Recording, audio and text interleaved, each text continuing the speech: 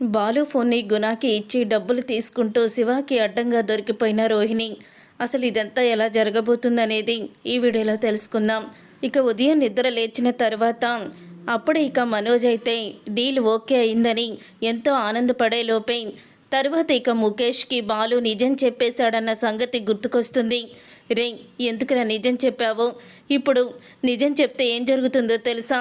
నేను ఫ్రాడ్ చేసినందుకు 50 లక్షలు వాళ్ళకి నేను తిరిగి కట్టాలరా అని అంటూ ఉంటాడు మనోజ్. అయితే ఆ మాట విని ఒక్కసారి అందరూ కూడా షాక్ అయిపోతూ ఉంటారు. ఫ్రాడా? ఏం ఫ్రాడ్రా? ఏంటా నిజమని అడుగుతూ ఉంటాడు సత్యమైతే. అప్పుడే బాలు, వీడు డీలర్షిప్ కోసం ఏం చేశాడో తెలుసా? మా అందరి చేత కూడా అబద్ధం చెప్పించాడు నాన్న. నేను ట్రావెల్కి పెద్ద ఓనర్ని, నా దగ్గర 50 కార్లు ఉన్నాయని, వాడు రెస్టారెంట్స్కి ఓనర్ అని చెప్పి ఆ డీలర్ ఉన్నాడు కదా ముఖేష్, అతని దగ్గర అబద్ధం చెప్పించాడు. అందుకే మాకు ఈ డ్రెస్సులు వేయించాడు అని అంటూ నిజాన్ని బయట పెడతాడు. కుటుంబం మొత్తం చేత అబద్ధాలు చెప్పించి నువ్వు వ్యాపారాన్ని పెంచుకోవాలని చూసావా? నీకు అసలు సిగ్గుందరా అని మనోజ్ని తిడుతూ ఉంటాడు సత్యం. వాడేదో బిజినెస్ కోసం అలా చేశాడులేండి అని వెనకేసుకొస్తుంది ప్రభావతి. అంతే, నీ కొడుకు నీకు ఇష్టమైన కొడుకు కదా, ఎంత ఫ్రాడ్ చేసినా వాడిని నువ్వు ఏమీ అనవు. అలాగా అనకుండానే వాడిని ఇలా నాశనం చేశావు. అంతా నీ పెంపకంలోనే వాడు ఇలా తయారయ్యాడు అని అంటూ సత్యం అయితే తిడుతూ ఉంటాడు. అదే పని బాలు చేసినా లేకపోతే రవి చేసినా నువ్వు అసలు ఇల్లు పీకి పందిరి వేసేస్తావు. ఇంకా బాలు విషయంలో అయితే ఎంత రచ్చ చేస్తావో నీకు ఆ మాత్రం తెలియడం లేదా ప్రభావతి? ఒకళ్ళని ఒకలాగా చూస్తున్నావు అని అడుగుతూ ఉంటాడు సత్యమైతే. అప్పుడే ప్రభావతి అయితే ఏమీ అనలేకపోతుంది. నాన్న, ఇప్పుడు అబద్ధం విషయం పక్కన పెడితే ఇప్పుడు వీడు చేసిన పనికి నేను 50 లక్షలు కట్టాలి. ఎక్కడి నుంచి తీసుకొచ్చి కట్టాలో నాకు అర్థం కావడం లేదు అని అంటూ ఉంటాడు మనోజ్. అయితే 40 లక్షలు మింగినప్పుడు నాన్న బాధ కూడా అదేరా అని అంటూ ఉంటాడు బాలు. అయితే ఇప్పుడు నేను 50 లక్షలు ఎక్కడి నుంచి తీసుకొచ్చి కట్టను అని అడుగుతూ ఉంటాడు మనోజ్. ఎందుకు అంత భయపడిపోతున్నావు? 50 లక్షలు నీకో లెక్క అనుకుంటున్నావా? రోహిణి వాళ్ళ నాన్న పంపిస్తాడు, నువ్వేమీ కంగారు పడుకో అని అంటూ ఉంటుంది ప్రభావతి. అప్పుడే ఇక ఆ మాట విని రోహిణి అయితే, ఏంటత్తయ్య, జైల్లో ఉన్న మా నాన్న డబ్బులు ఎలా పంపిస్తాడు? మరి మీరు ఎందుకు అలా అంటున్నారు అని అంటూ ఉంటుంది రోహిణి. అప్పుడే ఇక బాలు అయితే, మరి ఫర్నిచర్ షాప్కి 25 లక్షలు మీ నాన్న ఎక్కడి నుంచి పంపించాడు? జైల్లో నుంచి కదా అని అడుగుతూ ఉంటాడు బాలు. ఆ మాట విని ఒక్కసారి మనోజ్, రోహిణి ఇద్దరు కూడా షాక్ అయిపోతూ ఉంటారు. అప్పుడు ఇవ్వగా లేంది ఇప్పుడు ఇవ్వడా ఏంటి? ఎలాగో వీడికి వాళ్ళ డబ్బులు వీళ్ళ డబ్బులు, వీళ్ళ నగలు వాళ్ళ నగలనే ఉండవు కదా, ఎవరి పడితే వాళ్ళే మింగేస్తూ ఉంటాడు అని అంటూ ఉంటాడు బాలు. అప్పుడే ప్రభావతి అయితే, నువ్వు చెప్పింది కూడా కరెక్టేరా, జైల్లో ఉండే కదా ఫర్నిచర్ షాప్ పెట్టుకోవడానికి మీ నాన్న 25 లక్షలు డబ్బు ఇచ్చాడు. ఆ తర్వాత కూడా 2-3 లక్షలు అంటూ మీ మావయ్య కూడా పంపించాడు. అంతగా ఆలోచించాల్సిన అవసరం లేదు. కావాల్సి ఉంటే రోహిణి డబ్బుల మొత్తం కూడా అరేంజ్ చేస్తుంది. కోటీశ్వరులు వాళ్ళు, 50 లక్షలు వాళ్ళకో లెక్క అని అంటూ ఉంటుంది ప్రభావతి. అవును, నువ్వు చెప్పింది నిజమే మాతావతి. పార్లలమ్మ 50 లక్షలు సిద్ధం చేసుకో అని అంటూ ఉంటాడు బాలు. ఇక్కడ 2 లక్షలకి నేను ఇబ్బందులు పడుతూ ఉంటే 50 లక్షలంట. అప్పుడు నేను తాకట్టు పెట్టేసుకోవాలి ఎక్కడైనా అని అనుకుంటూ ఉంటుంది రోహిణి. అప్పుడు ఇక ప్రభావతి అయితే ముందుగానే ఫోన్ చేసి, మీ మావయ్యకో మాట చెప్పమ్మా, 50 లక్షలు అవసరమవుతాయి, తొందరగా పంపించమను. వాళ్ళ దగ్గరే ఉండన్నా పర్వాలేదు, ఒకవేళ అతను వచ్చి డిమాండ్ చేస్తే 50 లక్షలు అతని ముఖం మీద కొట్టేయొచ్చు అని అంటూ ఉంటుంది ప్రభావతి. అప్పుడు ఇక సత్యమైతే, చింత చచ్చినా పులుపు చావలేదన్నట్టు నీకు ఎంత జరిగినా కూడా బుద్ధి మాత్రం రాదు అని అంటూ ఉంటాడు సత్యమైతే. అప్పుడు ఇంకా రోహిణి ఇక ఏం చెయ్యాలో అర్థం కాక సతమతమైపోతూ ఉంటుంది. ఇంతలో విద్య అయితే ఫోన్ చేస్తుంది. ఏంటి, ఏం చేస్తున్నావు? బాలు ఫోన్ దొరికిందా అని అంటూ ఉంటే, ఇంకా మనోజ్ తన కోటు ఇప్పలేదే, మనోజు కోటు జేబులోనే ఉంది కదా ఫోను అని అంటూ ఉంటుంది రోహిణి. మరో కొత్త సమస్య వచ్చింది. ఆ ముంబై ముఖేష్తో బాలు తాగేసి నిజాలన్నీ బయట పెట్టేశాడు. ఇప్పుడు అక్కడ డీలర్షిప్ మొత్తం క్యాన్సిల్ అవుతుంది. ఫ్రాడ్ చేశామని తెలిస్తే 50 లక్షలు కట్టమని కూడా ఇప్పుడు మాకు నోటీస్ వస్తుందట. ఏం చేయాలో అర్థం కావడం లేదు. పైగా మా అత్తయ్య గారు 25 లక్షలు మీ నాన్న ఫర్నిచర్ షాప్ పెట్టుకోవడానికి డబ్బులు ఇచ్చినప్పుడు ఇప్పుడు 50 లక్షలు ఇవ్వడా ఏంటి, జైల్లో ఉన్నా అంటూ మళ్ళీ నాకు మాట నాకే తిరిగి అప్పచెప్పింది. ఏం చేయాలో కూడా తెలియడం లేదు అని ఆలోచిస్తూ ఉంటుంది. ఇక రోహిణి అయితే, అంటే నువ్వు తీసుకున్న గొత్తులో నువ్వే పడ్డావంట. బాలుని ఎందుకు తాగుతావని మానేపించే ముందు నువ్వు ఇవేమీ ఆలోచించలేదు. బాలు తాగితే ఫోన్ కొట్టేయొచ్చు అనే ఆలోచన వచ్చింది తప్ప నిజాన్ని బయట పెడితే ఇంత జరుగుతుందని నువ్వు ఊహించలేదు కదా అని అంటూ ఉంటుంది విద్య. ఒకవేళ నువ్వు ఆ 50 లక్షలు మనోజ్ కట్టాల్సి వస్తే తీసుకురాకపోతే మొత్తం అన్నీ కూడా విషయాలు బయటికి వస్తాయి. మీ మనోజే నిజం చెప్పేస్తాడు. వాళ్ళ నాన్న 50 లక్షలు ఎక్కడి నుంచి తీసుకొస్తాడు, అసలు వాళ్ళ నాన్నకి ఎక్కడివి, వాళ్ళ నాన్న జైల్లో ఉంటాయి, ఆ 25 లక్షలు కల్పన ఇచ్చినవే అని మొత్తం నిజాలు బయట పెట్టేస్తాడు అని అంటూ ఉంటుంది విద్య. అయితే నువ్వు చెప్పింది కూడా కరెక్ట్ అయినాయి, నాకేం చెయ్యాలో కూడా తోచడం లేదు అని అనుకుంటూ ఉంటుంది రోహిణి. కొంచెంసేపు అయిన తర్వాత అప్పుడు ఇక ముంబై ముఖేష్ అయితే ఇంటికి వస్తాడు.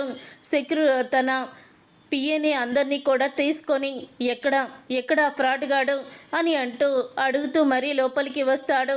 సార్ మీరా అని అంటూ ఉంటాడు. సత్యమైతే కూర్చోండి సార్ కూర్చోండి అని అనగానే మీ మర్యాదల కోసం మేమైతే రాలేదు అని, ఎక్కడా ఫ్రాడ్ చేసి నన్ను మోసం చేసిన వాడు ఎక్కడున్నాడు అని అడుగుతూ ఉంటే ఇక అందరూ కూడా కిందకి వస్తారు. అలాగే మనోజ్ కూడా వస్తాడు. మనోజ్ వచ్చి, సారీ సార్, ఏదో బిజినెస్ని పెంచుకోవడానికి అలా అబద్ధాలు చెప్పాను తప్ప నేను మోసగాడిని కాదు. దయచేసి నాకు డీలర్షిప్ ఇవ్వకపోయినా పర్వాలేదు, 50 లక్షలు మాత్రం కట్టమనకండి సార్ అని అంటూ ఉంటాడు. మనోజ్ అయితే, నువ్వు ఫ్రాడ్ చేసినందుకు రూల్స్ ప్రకారం 50 లక్షలు నువ్వు కట్టాల్సిందే, కట్టకుండా తప్పించుకుంటే జైల్లో పెట్టాల్సి వస్తుంది అని ముఖేష్ అయితే అంటూ ఉంటాడు. అది కాదు సార్, ఏదో బిజినెస్ కోసం అబద్ధాలు చెప్పాను తప్ప నేనేమీ మోసం చేయాలని అనుకోలేదు అని అంటూ ఉంటాడు. మనోజ్ అయితే, ఏదైనా రూల్స్కి వ్యతిరేకంగా నువ్వు చేశావు, ఇప్పుడు ఖచ్చితంగా దాని ఫలితాన్ని నువ్వు అనుభవించాల్సిందే అని అంటూ ఉంటాడు. ముఖేష్ అయితే అప్పుడే బాలు, సార్ మీరేమీ అనుకోనంటే నేను ఒక మాట చెప్తాను, వాడు చేసింది ఫ్రాడే, కానీ ఇప్పుడు వాడు 50 లక్షలు కట్టే పరిస్థితిలో లేడు సార్, దయచేసి మా మొక్కలు చూసి వాడిని వదిలేయండి అని అంటూ ఉంటాడు బాలు. అప్పుడే ఇక బాలుని చూసి, చూడయ్య బాలు, ఆ రోజు నువ్వు తాగేసి నిజాలన్నీ బయట పెట్టావు, కానీ అంతకుముందే మీ అందరి నడవడిక నేను చూశాను. ఎందుకంటే మీరందరూ కూడా మామూలు మధ్యతరగతి వాళ్ళని నాకు అప్పుడే అర్థమయ్యింది. నీ నోటి వెంట నిజాలను బయటికి తెప్పించాలని నేనే ఆ రోజు బలవంతంగా నిన్ను మందు తాగమన్నాను. అప్పుడే నువ్వు మొత్తం నిజాలన్నీ కూడా బయట పెట్టావు. నీకు నిజాయితీ గల వాళ్ళంటేనే ఇష్టమని, అవినీతిగా బ్రతకడం నీకు ఇష్టం లేదని కూడా చెప్పావు. కానీ నువ్వు తాగేసి మొత్తం నిజాలన్నీ కూడా బయట పెట్టేశావు అని అంటూ ఉంటాడు. ముఖేష్ అయితే, వీడంతే సార్, తాగితే వీడు మనిషి కాదు అని తిట్టుకుంటూ ఉంటాడు. మనోజ్ అంటే ఇంకా నన్ను మోసం చేయాలని నువ్వు అనుకున్నావు అన్నమాట అని అంటూ ఉంటాడు. ముఖేష్ అయితే, లేదు సార్, నేను మిమ్మల్ని మోసం చేయాలని అనుకోలేదు, ఏదో మిస్టేక్ అలా జరిగిపోయింది అని చెప్తూ ఉంటాడు. చూడు, నువ్వైతే అసలు మామూలోడివి కాదు, నువ్వు ఎంత మోసగాడివో నాకు అర్థమయ్యింది అని ముఖేష్ అంటూ ఉంటే, సార్ మా వాడు మోసం చేయడు సార్, ఎటొచ్చి ఈ బాలుగాడు చేసిన పనికే ఇదంతా జరుగుతుంది అని అంటూ ఉంటుంది. నువ్వు మీ అమ్మ కూడా ఒకేలా మాట్లాడుతున్నారేంటి? ఏ తప్పు లేని బాలుని మీరిద్దరు ఎందుకు అలా నిందిస్తున్నారు? అంటే నువ్వు అబద్ధం చెప్పి బిజినెస్ చేసినా మీ అమ్మకి పర్వాలేదు, డబ్బులు వస్తే చాలు నీకు అని అనుకుంటున్నారా? ఇంత అవినీతి చేసి తప్పుడు మాటలు చెప్పి ఫ్రాడ్ చేసి బిజినెస్ చేయమని నిన్ను మీ అమ్మగారే ప్రోత్సహిస్తున్నారు అని అంటూ ఉంటాడు ముఖేష్. అయితే అప్పుడే ఆ మాట విని షాక్ అయిపోతూ ఉంటుంది ప్రభావతి. బాలు, నీ మంచితనం, నీ నిజాయితీ నాకు బాగా నచ్చాయ్యా. నువ్వు ఆ రోజు తాగి ఇదంతా కూడా కావాలని బిజినెస్ కోసం మనోజ్ చేస్తున్నాడని చెప్పావు చూడు, ఆ రోజే నీ మీద నాకు ఎంతగానో అభిమానం పెరిగింది. కుటుంబం కోసం మీరందరూ కూడా ఒక్క మాట మీద ఉండి అందరూ వెన్నంటే ఉండి అతనికి సహాయం చేశారు. ఒక అతని కోసం అబద్ధం ఆడడానికైనా వెనుకాడలేదు. అతని బిజినెస్లో పైకి రావాలని కోరుకుంటూ మీరందరూ కూడా నటించడం నాకు బాగా నచ్చింది. కానీ మీరు చేసింది చాలా పెద్ద తప్పు. అయినా నాకు బాలు మాటలు నచ్చాయి. బాలు నచ్చాడు. బాలు నిజాయితీ నాకు నచ్చింది. కల్మషం లేని తన మనసుకి నేను ఎప్పుడూ అభిమానిని అయిపోయాను బాలు. అందుకని నేను మనోజ్కి డీలర్షిప్ అయితే ఇవ్వడం లేదు, కానీ ఆ 50 లక్షలు మొత్తం కూడా అతను కట్టకుండా నేను క్యాన్సిల్ చేసేసాను అని అంటూ ఉంటాడు ముఖేష్. అయితే అప్పుడు ఇక ఆ మాట విని అందరూ కూడా హ్యాపీగా ఉంటారు. ఇది కేవలం నీ ముఖం చూసి మీ అన్నయ్య డబ్బులు కొట్టేశాను తప్ప మీ మనోజ్ని చూసి కాదు. ఏనాడు కూడా ఒక్క అబద్ధం కూడా ఆడని ఫ్యామిలీని కూడా అబద్ధాలు ఊబిలోకి దింపేశాడు మనోజ్. ఇలాంటి అబద్ధాలు ఆడుతూ చేసే బిజినెస్ ఎప్పుడు కూడా పైకి రాదు. మనం చేస్తున్నాం ఏదో ఒక చెడు ఖచ్చితంగా ఏదో ఒక రోజు బయటపడుతుంది. మంచి అయితే ఎక్కువ రోజులు నిలబడదు, కానీ చెడైతే అది జరుగుతూనే ఉంటుంది. కానీ ఆ చెడు ఎందుకు జరుగుతుందో, ఎవరు ఎటువంటి తప్పులు చేస్తున్నారో అవి కొన్ని రోజుల్లోనే ఎదుటి వాళ్ళకి తెలిసేలా బయటపడతాయి. ఈరోజు నువ్వు చేసిన తప్పు వెంటనే నాకు తెలిసింది. అలాగే ఇంకొక తప్పు చేస్తే అది కూడా కొన్ని రోజుల్లో బయటికి వస్తుంది, ఎలాగైనా వస్తుంది. అలాంటి రోజు వచ్చినప్పుడు తలదించుకునే పరిస్థితి వస్తుంది తప్ప తలెత్తే పరిస్థితి రాదు అని అంటూ ఉంటాడు ముఖేష్. అయితే ఇక ముఖేష్ మాటలకి రోహిణి కూడా షాక్ అయిపోతూ ఉంటుంది. బాలు, నీకెప్పుడు ఏ అవసరం ఉన్నా సరే ఈ బొంబాయి ముఖేష్ని గుర్తుపెట్టుకో అని బాలుకైతే చెప్తాడు. డిగ్రీల మీద డిగ్రీలు చదివినా అతనికన్నా నువ్వే చాలా తెలివైన వాడివి. ఆ డిగ్రీలేదో నువ్వు కూడా చదువుంటే నెలకి నువ్వు కొన్ని కోట్లు సంపాదించేవాడివి అని చెప్తూ ఉంటాడు. ఇప్పుడైనా నీ కష్టాన్ని నువ్వు నమ్ముకున్నావు, ఒకరి మీద ఆధారపడకుండా నిజాయితీగా నిజాన్ని ఒప్పుకున్నావు. వస్తాను బాలు అంటూ ముఖేష్ అయితే వెళ్ళిపోతాడు. అప్పుడు ఇక ముఖేష్ వెళ్ళిపోయాక అంటూ ఉంటుంది మీనా అయితే, చూశారు కదా, ఇప్పటి వరకు మా ఆయన్ని తప్పు చేశారని అన్నారు. ఈరోజు మా ఆయన వల్లే 50 లక్షలు కట్టకుండా అతను క్యాన్సిల్ చేసి వెళ్ళిపోయాడు. ఇప్పుడు ఎవ్వరికి నోర్లు రావు, తిట్టడానికి దెప్పడానికి మాత్రం నోళ్ళు వస్తాయి అని మీనా అయితే అంటూ ఉంటుంది. ఛాన్స్ వచ్చింది కదా అని విర్రవేగకి నువ్వు అని అంటూ ఉంటుంది ప్రభావతి. నోర్ముయ్, ఇంత జరిగినా కూడా నీకు దేవుడు మాత్రం సిగ్గు పెట్టడే, ఇక నీది సిగ్గులేని జన్మ అని తిడుతూ ఉంటాడు సత్యం. తర్వాత ఇక బాలు ఫోన్ని మనోజ్ కోట్లో నుంచి తీసేసుకుంటుంది రోహిణికి మొత్తానికి బాలు ఫోన్ అయితే వస్తుంది. ఇంతలో బాలు అయితే ఫోన్ వెతుక్కుంటూ ఉంటాడు. అలా బాలు ఫోన్ వెతుక్కుంటూ ఉంటే ఎక్కడా కూడా దొరకదు. రాత్రి ఫుల్గా తాగేశారు కదా, అక్కడే మర్చిపోయి ఉంటారు అని అంటూ ఉంటుంది మీనా. అప్పుడు ఇక వెంటనే బాలు అయితే రాజేష్ని తీసుకొని ఫంక్షన్ హాల్ దగ్గరికి అయితే వెళ్తాడు. కానీ అక్కడ ఫోన్ అయితే కనిపించదు. ఫోను కనిపించకపోయేసరికి ఫోన్ ఏమైందో అర్థం కావడం లేదురా, ఆ ఫోను పోయినా పర్వాలేదు కానీ దాంట్లో ఉన్న శివ వీడియోని ఎవరు చూడకపోతే బాగుంటుంది అని బాలు అయితే చాలా కంగారు పడిపోతూ ఉంటాడు. ఇదంతా ఇలా జరుగుతూ ఉండగానే ఇక శివ అయితే సుమతి పెళ్లి ఖర్చులకి డబ్బులు గుణ దగ్గర నాయి 2 లక్షలు ఉంటాయి, ఆ 2 లక్షలు కూడా తీసుకువచ్చి ఇది నా కష్టార్జితమేనని అమ్మ చేతిలో పెడతాను అని అనుకుంటూ ఉంటాడు శివ. అలా అనుకున్న శివ గుణాని డబ్బులు అడుగుదామని చెప్పి గుణ దగ్గరికైతే బయలుదేరాడు. ఇంతలో ఇక విద్య అలాగే రోహిణి ఇద్దరు కూడా గుణ దగ్గరికైతే వస్తారు. వచ్చిన తర్వాత గుణ చేతికి ఫోన్ అయితే ఇస్తుంది రోహిణి. అప్పుడు ఇక గుణ అయితే అంటూ ఉంటాడు, మొత్తానికి ఆ బాలుగాడు ఫోన్ని తీసుకొచ్చి మంచి పని చేశావు, నీకెంత డబ్బు కావాలన్నావు అని అడుగుతూ ఉంటే ఆ డబ్బంతా కూడా 4 లక్షలని రోహిణి అనడంతో 4 లక్షలు ఇచ్చేస్తాడు. అలా ఇచ్చేసిన తర్వాత అప్పుడు ఇక రోహిణి అంటూ ఉంటుంది, ఒకసారి నేను కూడా వీడియో చూస్తాను అని అంటూ ఉంటే నువ్వు చూడాల్సిన అవసరం లేదు అని అంటూ ఉంటాడు గుణ. నీకు నేను 4 లక్షలు ఇస్తున్నాను కదా, ఆ 4 లక్షలకి వడ్డీ లేదు, ఏమీ లేదు. ఇదివరకు కూడా నువ్వు నా దగ్గర 4 లక్షలు తీసుకున్నావు, అది కూడా నీకు నేను కొట్టేస్తున్నాను. ఎందుకంటే నువ్వు బాలు ఫోన్ని తీసుకువచ్చి మా చేతిలో పెట్టావు. ఈ బాలు ఫోన్లో ఉన్న శివ వీడియో చాలా ముఖ్యమైనది. ఇప్పుడు ఈ వీడియోని అడ్డం పెట్టుకొని ఆ శివగాడిని ఒక ఆట ఆడుకుంటాను అని అంటూ ఉంటాడు గుణ అయితే. అప్పుడే ఇక విద్య అలాగే రోహిణి ఆనందపడుతూ బయటకైతే వెళ్ళిపోతారు. గుణాని డబ్బులు అడగడానికి వచ్చిన శివ గుణ రోహిణికి డబ్బులు ఇవ్వడం, వీళ్ళిద్దరూ కూడా చేసిన తప్పుని వాళ్ళ నోటితోనే బయటపెట్టడం, కిటికీలో నుంచి ఇదంతా కూడా వీడియో తీసేస్తాడు గుణ అయితే. ఇక వీడియో తీసేసి రోహిణి నువ్వు కోటీశ్వరాలు అంటారు, కానీ నువ్వు మాత్రం గుణ దగ్గర ఇన్ని లక్షలు అప్పెందుకు చేశావు అని అనుకుంటూ ఉంటాడు శివ అయితే. తర్వాత వాళ్ళు వెళ్ళిపోయాక శివ అయితే వస్తాడు. శివని చూసి అప్పుడే ఇక అంటూ ఉంటాడు, గుణ తన మనిషితో వీడేంటి ఇప్పుడు వస్తున్నాడు, ఇప్పుడు జ్ఞానోదయం అయిందేమో, ఇప్పుడు వీడి దగ్గర ఉద్యోగాలు ఏమీ లేవని బెట్టి చేస్తాను అని అనుకుంటూ ఉంటాడు గుణ అయితే. అలా అనుకున్న గుణ ఏంటి శివ ఇలా వచ్చావు అని అడుగుతూ ఉంటాడు. ఏం లేదు, మా సుమతికి పెళ్లి కుదిరింది, నీ దగ్గర నాయి దాచుకున్నవి 2 లక్షలున్నాయి కదా, అవి ఇస్తావని వచ్చాను అని అంటూ ఉంటాడు శివ.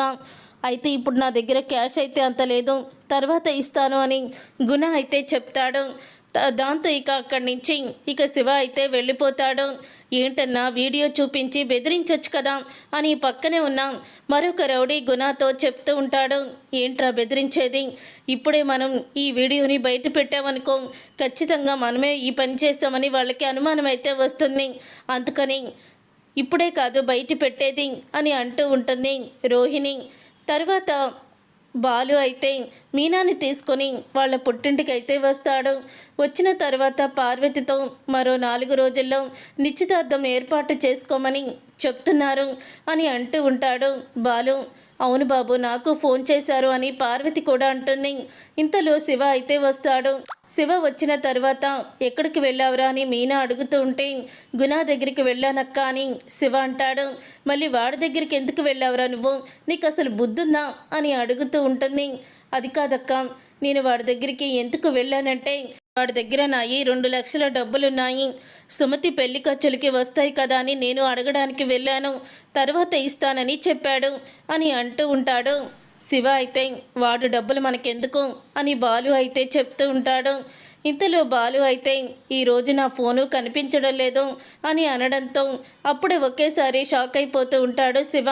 నీ ఫోను కనిపించడం లేదా, అదేంటి బావా అని అడుగుతూ ఉంటే అవును, ఎక్కడ పడిపోయిందో తెలియడం లేదు అని చెప్తూ ఉంటాడు బాలు అయితే. ఇంతలో ఇక బావా నీ ఫోను గుణ దగ్గరే ఉన్నట్టుంది అని అనగానే ఒక్కసారి అందరూ షాక్ అయిపోతూ గుణ దగ్గరుందా, గుణ దగ్గరికి ఎలా వెళ్ళింది నా ఫోను అని అడుగుతూ ఉంటాడు బాలు. మీ వదిన రోహిణియే గుణ చేతికి ఆ ఫోన్ ఇచ్చింది బావా.